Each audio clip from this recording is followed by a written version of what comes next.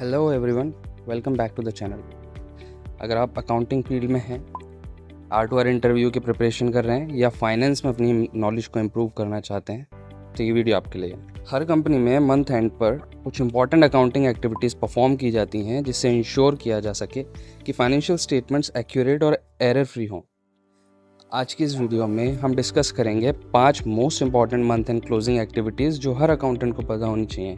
तो बिना किसी डिले के लेट्स गेट स्टार्टेड। सबसे पहले एक्टिविटी है बैंक रिकन्सिलिएशन। बैंक रिकन्सिलिएशन का मतलब होता है कंपनी की कैश बुक को बैंक स्टेटमेंट के साथ मैच करना।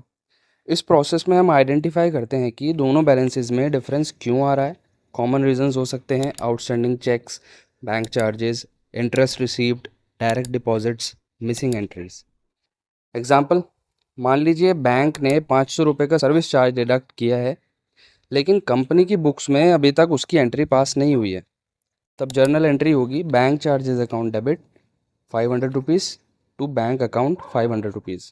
इससे बुक्स का बैलेंस बैंक स्टेटमेंट के अकॉर्डिंग अपडेट हो जाता है। सेकेंड एक्टिविटी है अक्रूवल्स एंड प्रोविजंस। सबसे पहले बात करते हैं अक्रूवल्स की। अक्रूवल्स का मतलब होता है एक्सपेंस या इनकम को उसी अकाउंटिंग पीरियड में रिकॉर्ड करना जिसमें वो एक्चुअली रिलेट करती हैं, चाहे पेमेंट हुई हो या नहीं।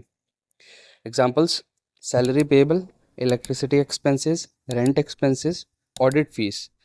अब बात करते हैं प्रोविजंस की। प्रोविजन फ्यूचर में एक्सपेक्टेड लॉस या लाइबिलिटी के लिए क्रिएट किया जाता है। Examples, provision for doubtful debts, warranty provision, leave encashment provisions, legal expenses. Accruals की जर्नल एंट्री कुछ इस तरीके से होगी: salary expense account debit to salary payable account. Provision की एंट्री होगी bad debts expense account debit to provision for doubtful debts account. ये entries ensure करती है कि प्रॉफिट एंड लॉस सही कैलकुलेट हो और फाइनेंशियल स्टेटमेंट्स एक्यूरेट रहें। थर्ड एक्टिविटी है डेप्रिसिएशन पोस्टिंग की। डेप्रिसिएशन का मतलब होता है किसी फिक्स्ड एसेट की कॉस्ट को उसकी यूजफुल लाइफ के अकॉर्डिंग ग्रेजुअली एक्सपेंस करना।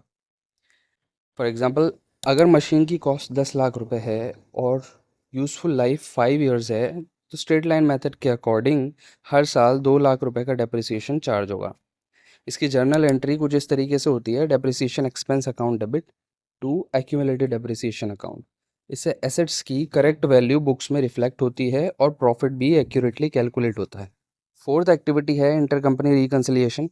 अगर किसी कंपनी के मल्टीपल ब्रांचेस या ग्रुप कंपनीज हैं तो उनके बीच ट्रांजैक्शंस होते रहते हैं। मंथ एंड पर फाइनेंस टीम इंश्योर करती है कि दोनों कंपनीज के रिसीवेबल और पेएबल बैलेंसेस मैच कर रहे हों। एग्जाम्पल के ज़रिए से समझे तो कंपनी ए ने कंपनी बी को 10 लाख का सेल किया। अगर कंपनी बी ने परचेज रिकॉर्ड नहीं किया तो बैलेंसेस मिसमैच हो जाएंगे, इसलिए डिफरेंसेस आइडेंटिफाई किए जाते हैं और रिकनसाइल किया जाता है। ये प्रोसेस कंसोलिडेटेड फाइनेंशियल स्टेटमेंट के लिए बहुत इंपॉर्टेंट होता है। लास्ट एक्टिविटी है लेजर रिव्यू करना और फाइनेंशियल रिपोर्टिंग करना। मंथ एंड क्लोज करने से पहले अकाउंटेंट रिव्यू करता है इन लिस्टेड स्टेटमेंट्स को: general ledger, trial balance, profit and loss statement, balance sheet, supporting schedules. साथ ही चेक करता है कोई रॉन्ग एंट्री तो नहीं है, डुप्लीकेट पोस्टिंग तो नहीं है, मिसिंग ट्रांजैक्शन तो नहीं है या कोई अनयूजुअल बैलेंस तो नहीं है।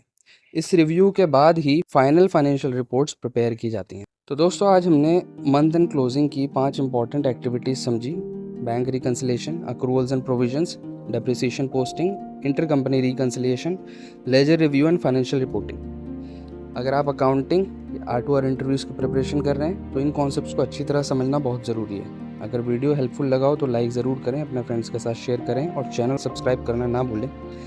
कमेंट करके बताएं कि आपको अगला वीडियो किस अकाउंटिंग टॉपिक पर देखना है।